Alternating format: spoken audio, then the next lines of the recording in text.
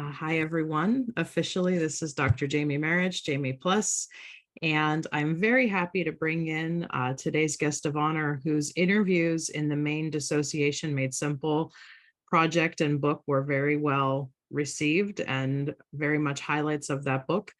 And Julian, if you would go ahead and unmute yourself. Oh, wait, I'm going to add you to the spotlight. Hello, my friend. Hello. So very nice to see you. Nice to see you too. So, obviously, you know, I have such high regard for your work and your wisdom. Some of our friends joining us today may not be familiar with you or your interview in Dissociation Made Simple. So by way of introduction, can you tell us a little bit about yourself and your background and what you do in the world? Yeah, well, thank you so much. It's not an easy thing for me to answer, especially since where I come from, we like to be more secretive. Right. Yeah, but I am a traditionally trained and ordained shaman in one of the traditions in Ecuador. There are many. I lived there and I was raised in Ecuador. I moved to the US only 3 years ago.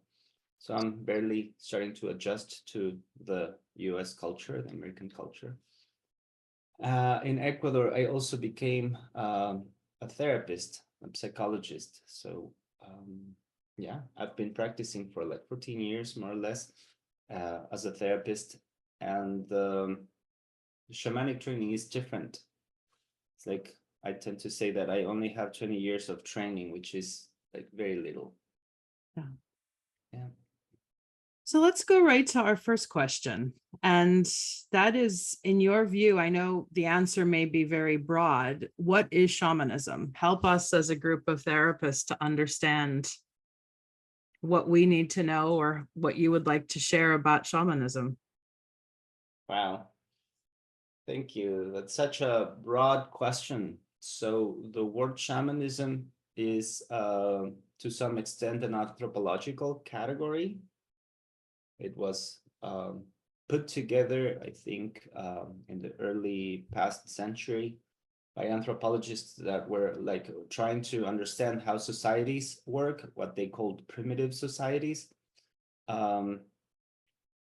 And they found out that in every culture that is quote unquote primitive, meaning not modernized in their thinking, there's always some characters that are every word that I use now is just an approximation. Okay, it's not an exact thing. So as an approximation, let's say that there's a mediation function between the world of the spirits and the real world or the world of the community. And the person who mediates that space between the two in a way that benefits the community in some capacity, they wanted to find a word that could serve that. And I'm not familiar exactly why they chose the word shaman. That is a word that comes from a particular tradition in Siberia. So shaman is the actual word that in that tradition they will call themselves and the community will call them. But every other tradition has multiple names. Like in the Andes, we will say Yacha, for example, which is a person of knowledge, right?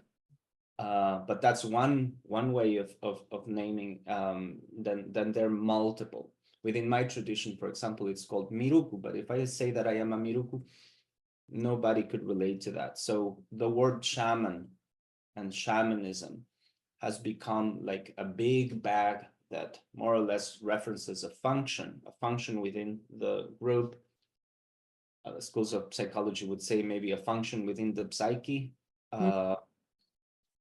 And that function is definitely present. It's definitely present in many, if not in every tradition, in every group. There's no group that doesn't speak about the other world and the spirits and so on, and that doesn't have people who specialize in that mediation. Mm. So that's a broad way of looking at shamanism. Every tradition, every lineage and tradition will have different definitions for what they are, what they do, what they specialize in. Not everything is about healing. Mm. Everyone specializes in healing, whatever that means, healing. Um, there are many options, many situations. Yeah. So if I may ask, and if you can't answer this because of things being closed practices, I understand.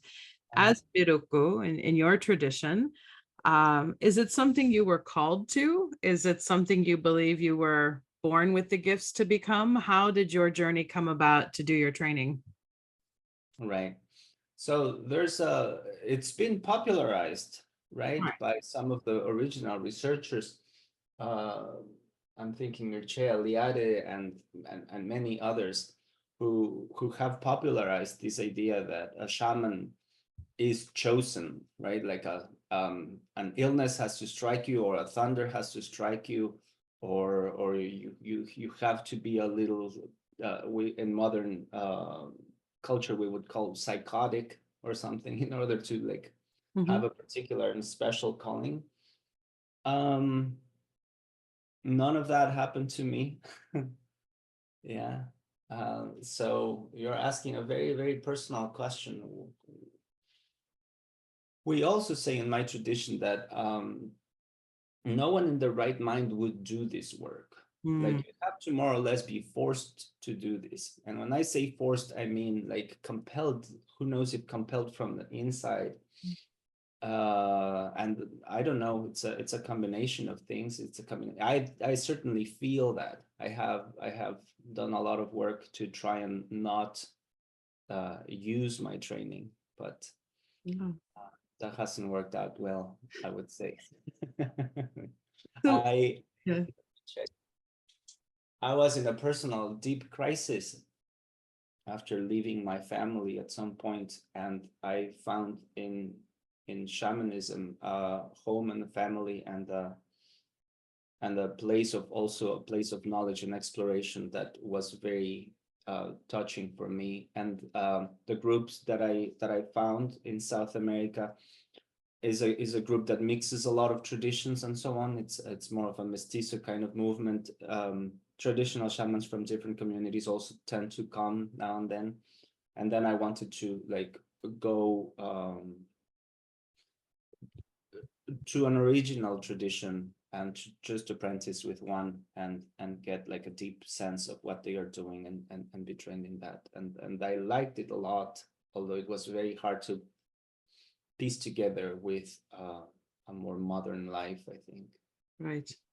So you know that in Western psychology, in modern Western psychology, especially, every school of thought has their theories and opinions on what causes psychological distress to form and how to treat it. So I know this is a broad question, and I would just ask if you can answer as you're able today. In the traditions in which you were trained, Mhm. as a intermediary between the worlds, what is the causal explanation for psychological distress and how to heal it? Right. So I want to point out that your question already has a little trick in it I'm sure. because you're talking about cause and causation, right? And yeah, that definitely has a special charge in the Western thought, especially in the Cartesian thought. The train of cause and effect is absolutely important, right? So there's no science without at least the will to understand how something affects another, Mhm. right?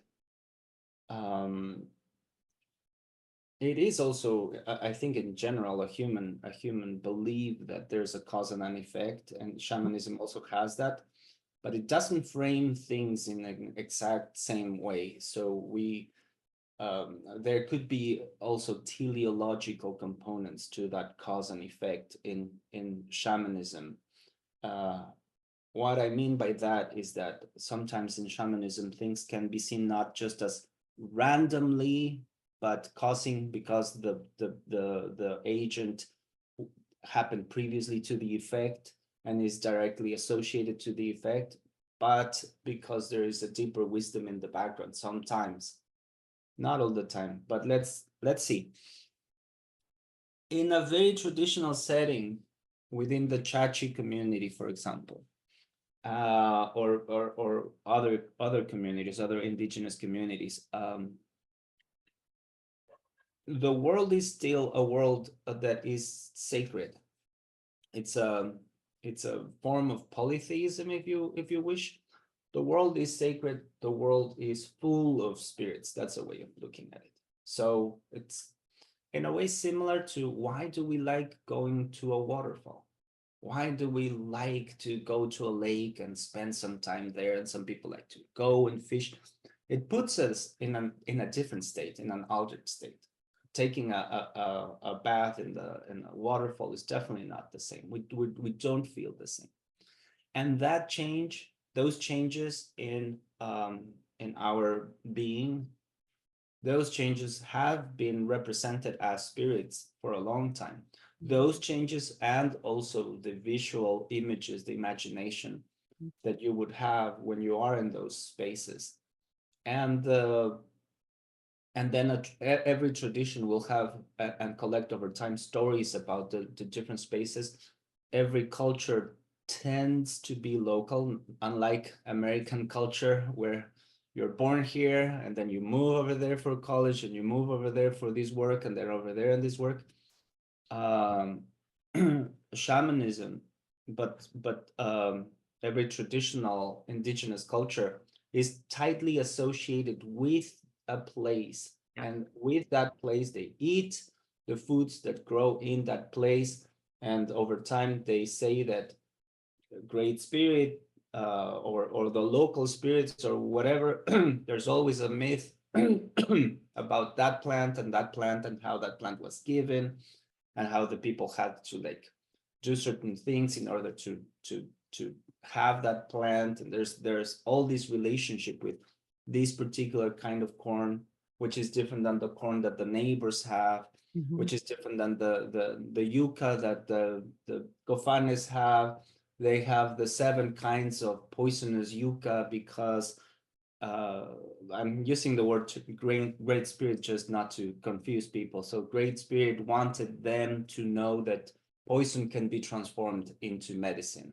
So that's why they have the 7 kinds, the only 7 kinds there are of poisonous yucca in their territory and so on. So it's a soulful relationship to the environment that all these cultures will develop. Things are filtered through the heart.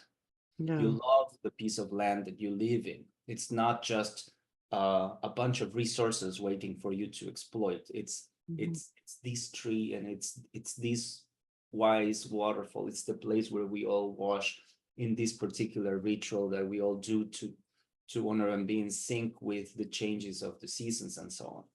Now we also say that in the territory there are spirits, there are places, there are things that can affect you negatively and that can like throw you off balance, especially if you're not strong, if you're not going through a good period in your life, then you can get off balance. Also, other people can be envious or jealous of you, right? There are many things that can happen in the relationship with a human or the natural environment that would like throw you off balance. And so the idea would be to investigate what is happening in that and to recuperate the balance. Beautiful. Yeah. How to diagnose that? Yeah. Yes. So speaking of plants, Yes. what therapists will now generally call plant medicine, I think we in the West tend to think of that as psychedelics, but my personal interpretation of plant medicine is much broader. So what role does plant medicine play? We can keep it, to your shamanic tradition or your tradition in which you studied. What is the role of plant medicine? So let's say that plant medicine is is this term that we're using to refer to what we also call the sacred plants or the master plants, right? Like in South America, we use tobacco, we use wachuma, ayahuasca, which is a collection of plants, not just one plant. And there are others, yopo, coca leaves, and many others. So as I was telling you and telling everyone here, there is like a living relationship with the plants, right? Even though it is mainstream and it is global now, the thought that there's a separation between subject and object, it is not how human beings have lived on Earth for like many millennia, right? It is rather a marginal thought, the thought of the separation between subject and object. In the traditional indigenous way of looking at things, you have to feel the plant, you have to relate with every single plant. But and so you say that you know about plants because you talk to them. That's a concept that an American would like Right. not know how to put that together to some extent, although maybe some people do talk to their plants when they water them, right? Or to their bonsais or what have you. It's a hard relationship. So the most important master plant is tobacco. We say that tobacco, or they say, the elders, the wise people say that tobacco is the one that opens everything. If there will be like a pantheon of sacred plants, tobacco would be like at the top, right? and then the other plants are also plants that can open the access to the other world. And I'm really I'm happy that American culture is waking up more and more to the mystery and the potential that these plants have. I'm talking about the plants. I'm not familiar with the synthetic things. So I like, but also dislike the word psychedelics because I don't know. In the world of the plants, these plants don't work like Tylenol or like levothyroxine. They're not just like this isolated substance that goes inside of your body and that reduces the blood pressure or that makes the blood a little bit more liquid or whatever. It doesn't produce a specific limited list of things, of physiological changes. These plants, these substances, when you take them in an enough dose, they change completely your consciousness temporarily, but they definitely change your consciousness. You can no longer construe the world the same way that you construe the world all the time. We don't think that we construe the world. We believe that we perceive the world as it is, but that's just a trick of the mind.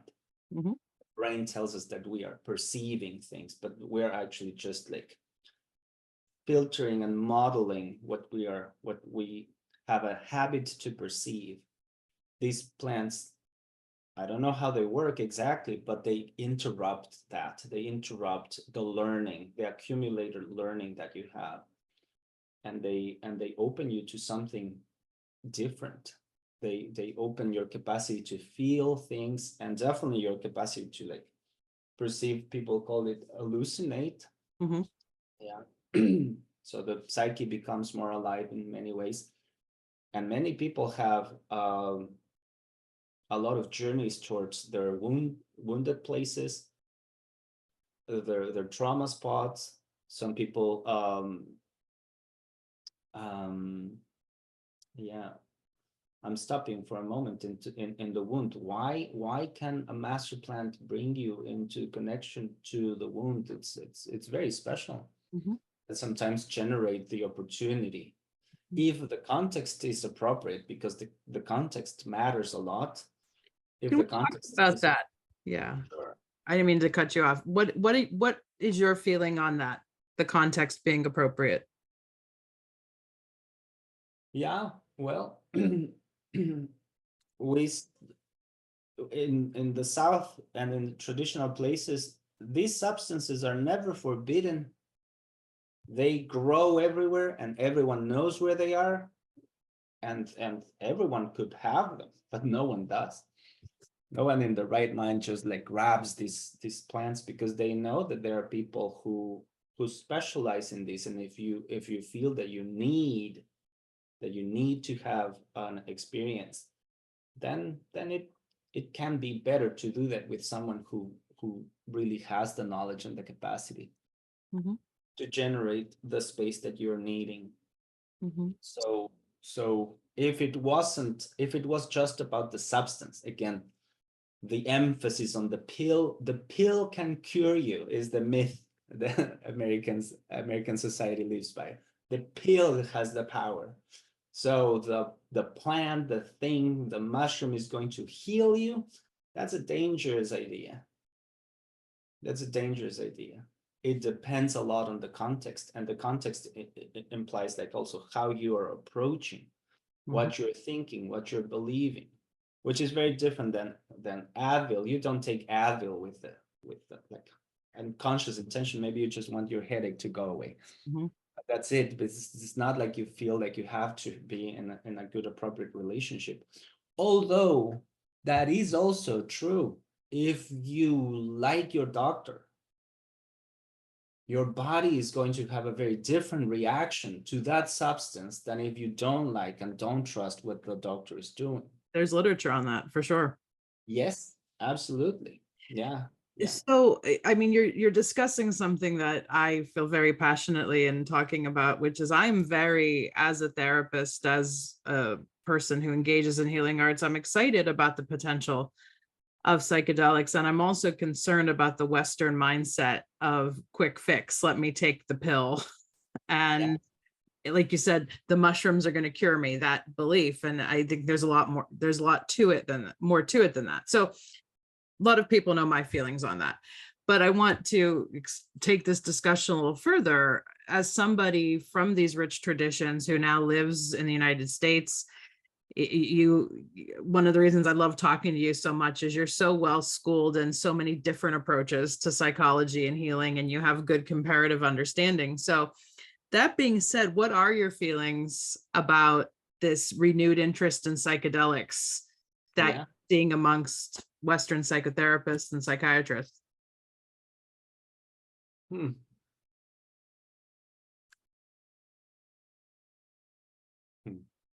Take your time. Yeah.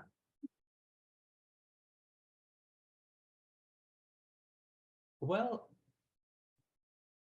I am sitting in a lot of benevolent optimism, I think. I think I'm hopeful. I like therapists. I'm a therapist too. I think what I like about therapists is their commitment to finding ways to support people to get better, to be better.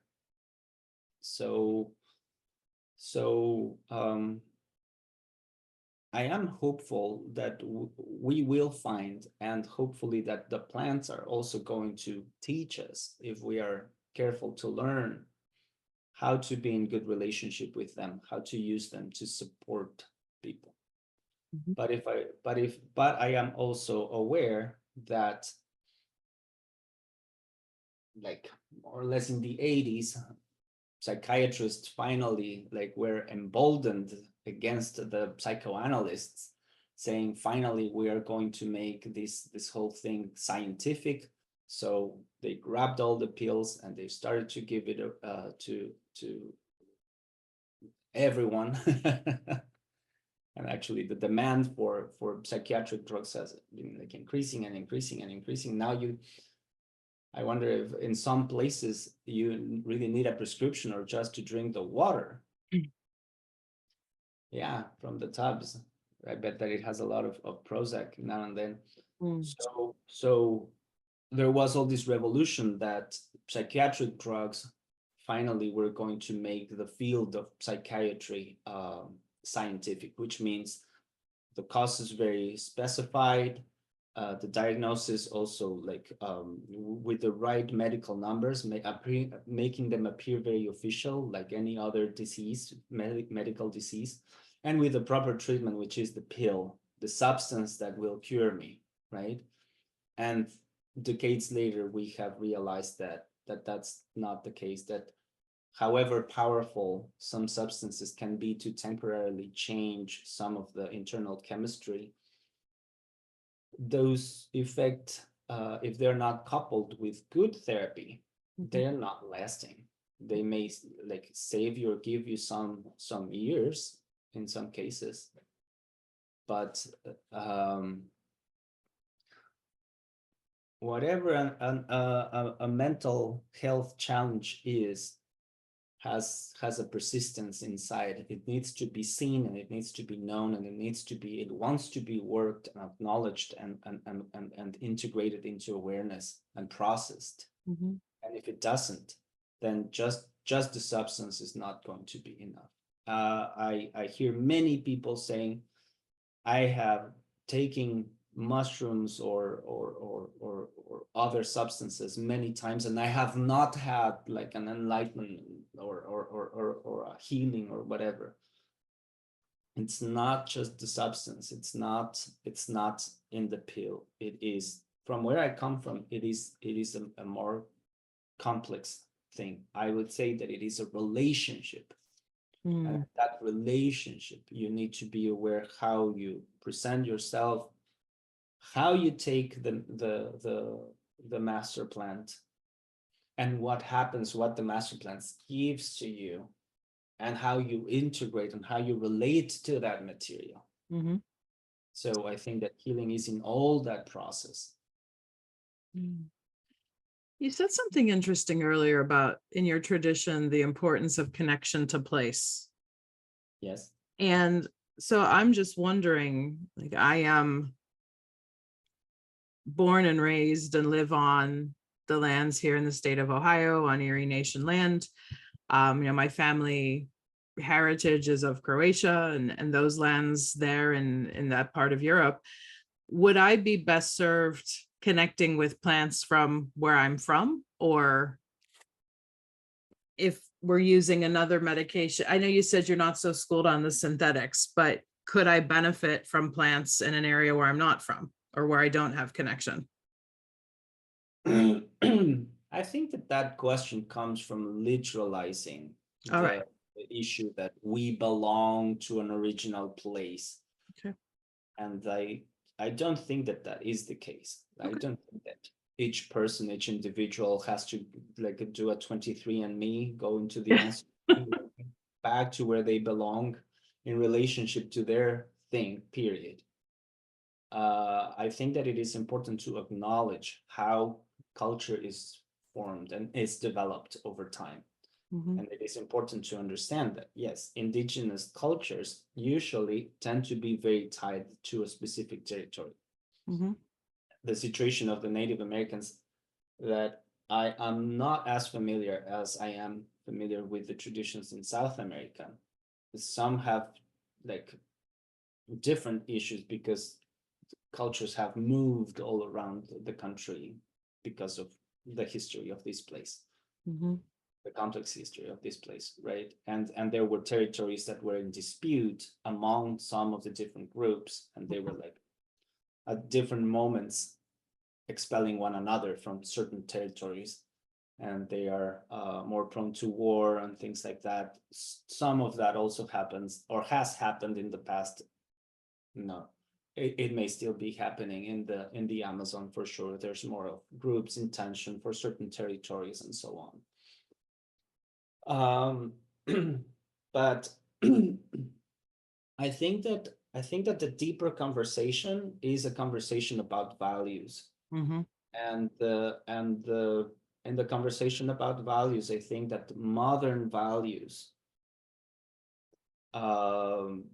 like one's own grammar can be like difficult to go into the unconscious forces that are acting there, and why people perceive things the way that they do, and how they normalize things that they normalize, Right. right?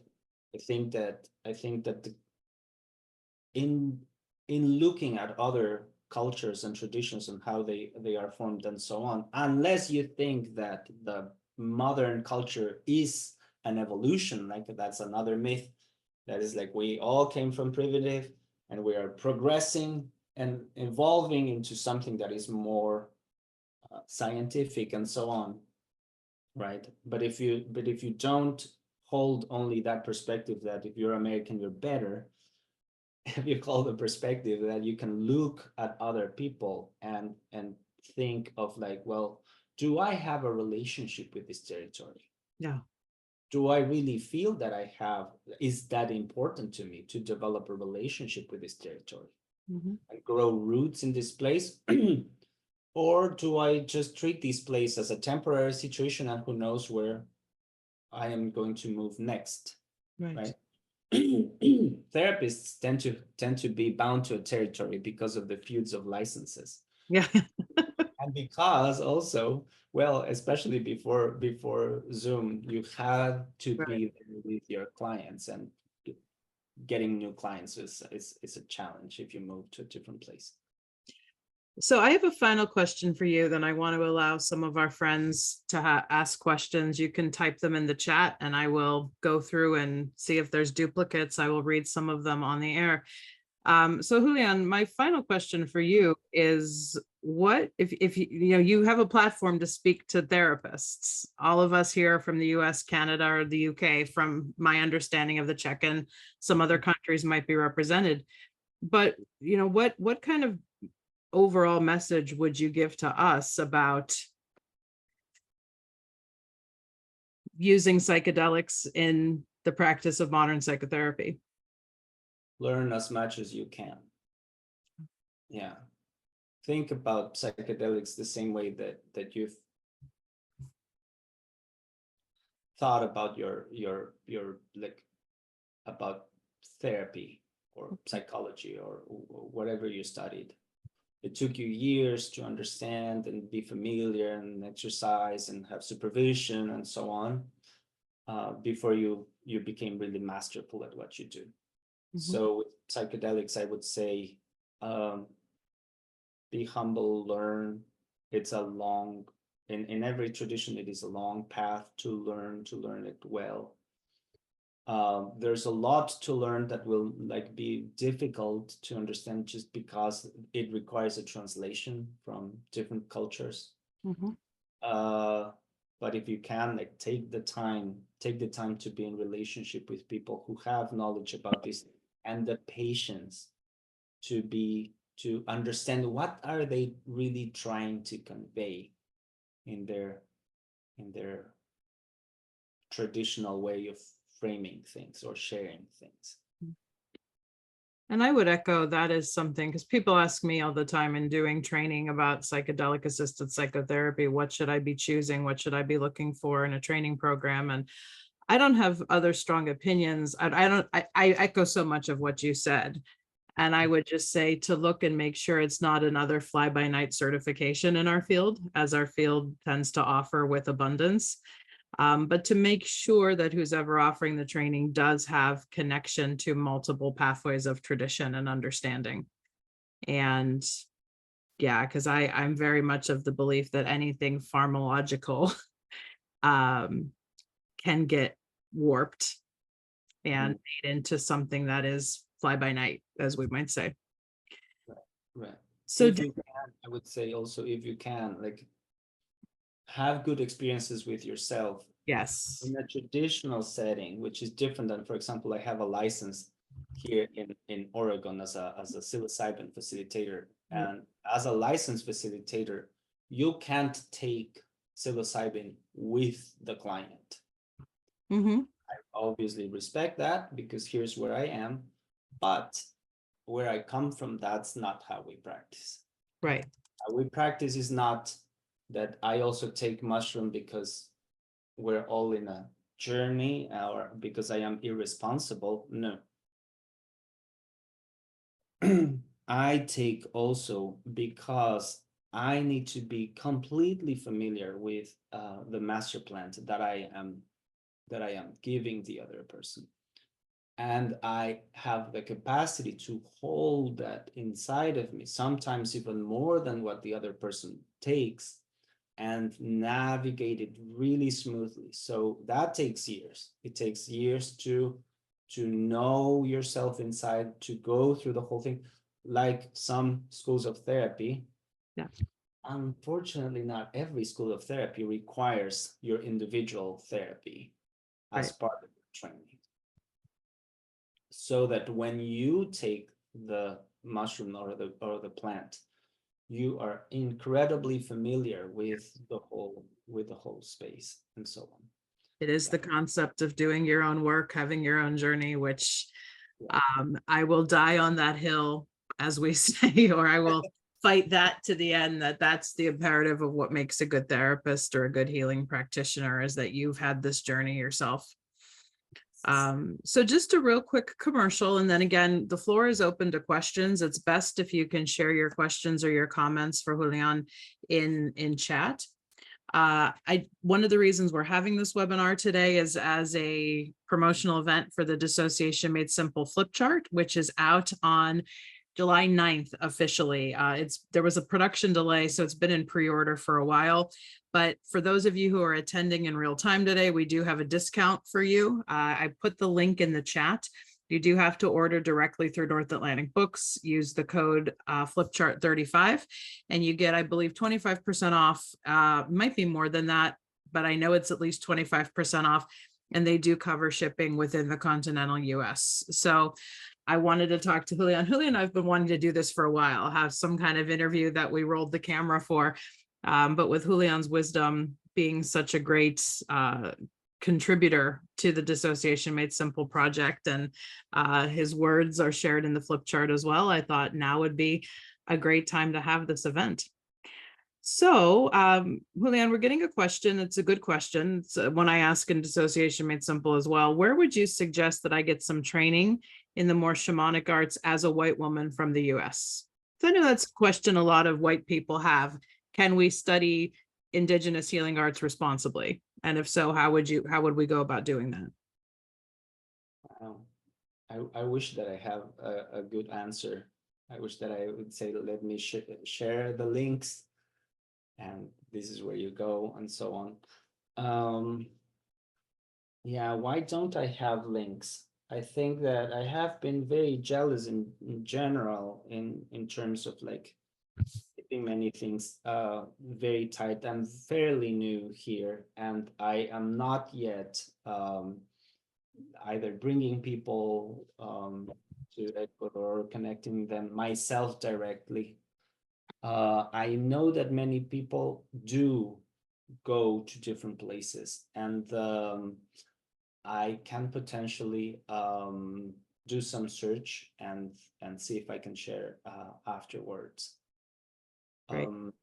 Yeah, it is a tricky world to navigate. Let me say one more thing about that. So the question is, as an American white woman, how to learn responsibly. I think it's a lot about building a good relationship, getting familiar with the landscape. If you go, for example, to Peru, to certain places, you will find many offers. You'll need to sort and navigate of those offers people that have integrity.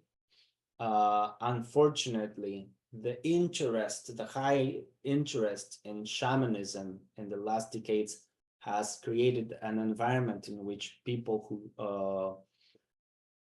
who don't know what they're doing, or who are half-baked, self-proclaimed themselves shamans and are offering teachings and so on.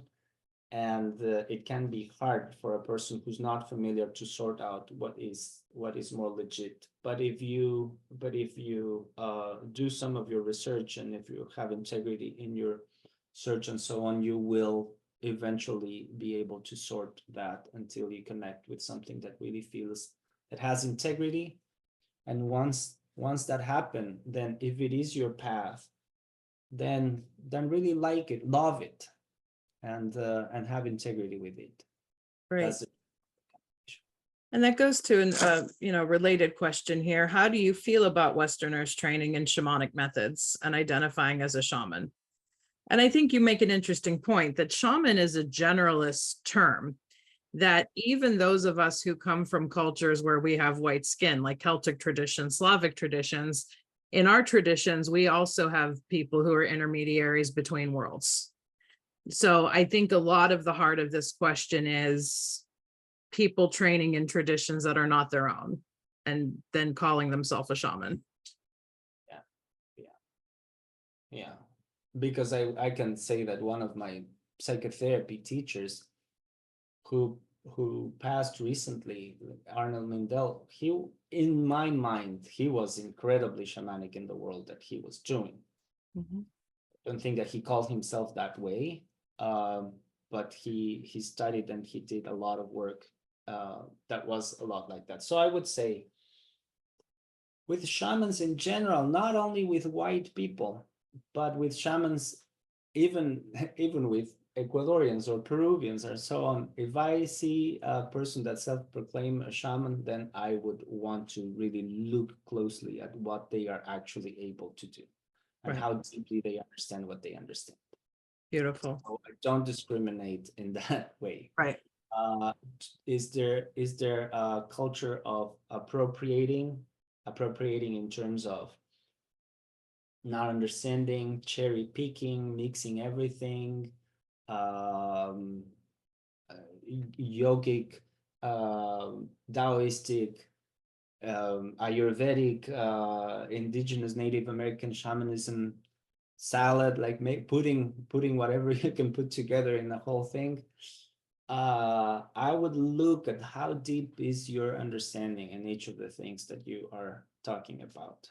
And if you have depth and if you can't really support someone to get better, then that's where my respect will come from. Beautiful. So, question, how does your knowledge from and participation with your shamanic tradition affect or contribute to the way you practice psychotherapy? Well, it has definitely pushed me in that direction of where I have awareness of the more like evidence-based ways of working. I find them very dry. I can find them like, of course, there's a lot of research that supports that, but I find the depth psychology way more appealing, for example. Mm-hmm. So the traditions that come more from that perspective, that honor what you call like fantasy, imagery, living image, and the mythic layers of the work with clients, I find them a lot more appealing. And so I tend to be more attracted to that, and I tend to hold like a big arc of awareness about these things. Yeah, I think that's one way of putting it.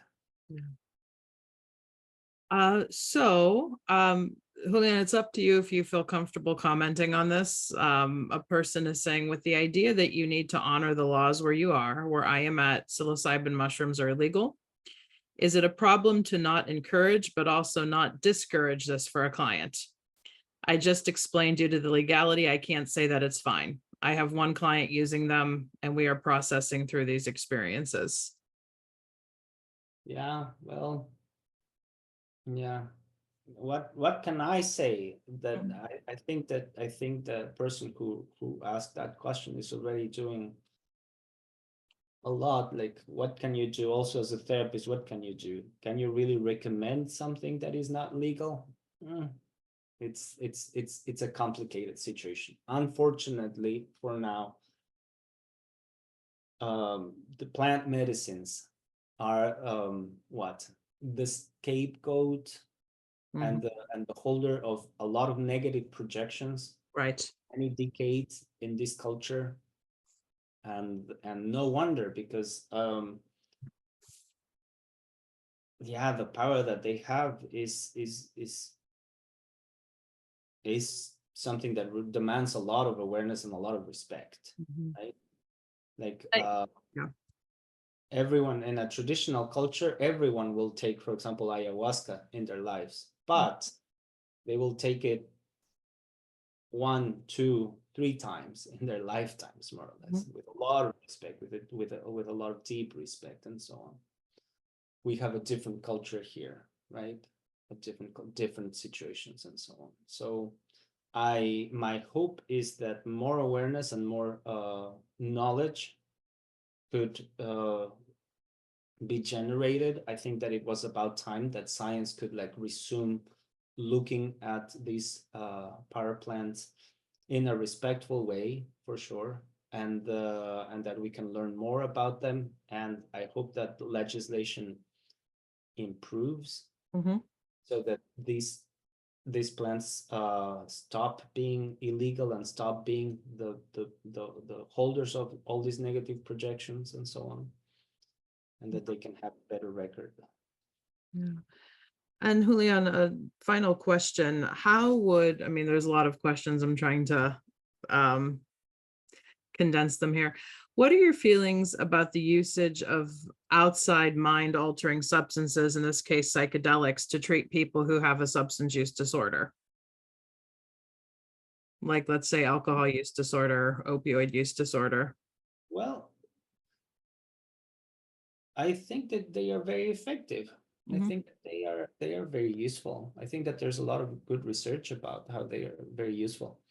Something special that maybe some people may not know about some of these substances is that they are not addictive. Like ayahuasca is not addictive. There's no way you can get addicted to ayahuasca. Ayahuasca can be, for the people who haven't taken it, a very sobering master plan that will sit you and tell you about all the things that you need to straighten in your life.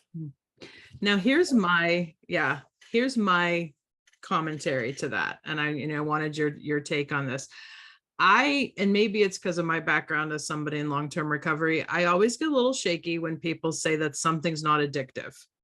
Because I Ah, tend to have this feeling that just about any experience can be addicting, even if the substance itself isn't addictive. Because mhm. I've met people in some of the conscious circles I run with who will say, I'm going to Peru 8 times a year to do ayahuasca. And that doesn't feel it, there's just an air of that I'm looking for something outside myself to do the inner work for me. And that is what I fear can become, let's call it a maladaptive attachment, if you don't like the word addiction. So I don't know your thoughts on that, if you're willing to share. Well, then let's talk about the spectrum of how likely a substance is to Mhm. generate an addiction. Right. Like definitely an opiate or fentanyl will be like in the highly likely that you will get hooked. Mhm. These substances will be like on the opposite side. Right. Like it is highly unlikely that you will get really addicted to the experience of like having these very sober sometimes Mhm. confrontations with yourself and with the things that you need to straighten in your life. But I also know that sometimes the benefit of that can be so high that some people will want and get like more attracted to have that again. And I do see that too in people returning for the experience and returning for the experience and returning for the experience. And then I would say that a really good, deep psychotherapeutic process of integration of the experiences is going to be a best course of action, better than Mhm. having again another experience and another experience and another experience and another experience. So the person who goes 8 times a year, unless they are in training, which is a different thing, if it is for their personal well-being, I will say try and have a weekly therapy and really work on all these things, integrate these things, because there is no way that a very good deep journey that you go in the jungle for, that you can integrate in less than a year. Right. Right. Yeah. Thank you. So, Julian, how can people find you? Because I know you consult, you are open to doing workshops and teachings. how would you suggest any, because I think a lot of people are very impressed by your wisdom here. How can people get in touch with you? Here's my website.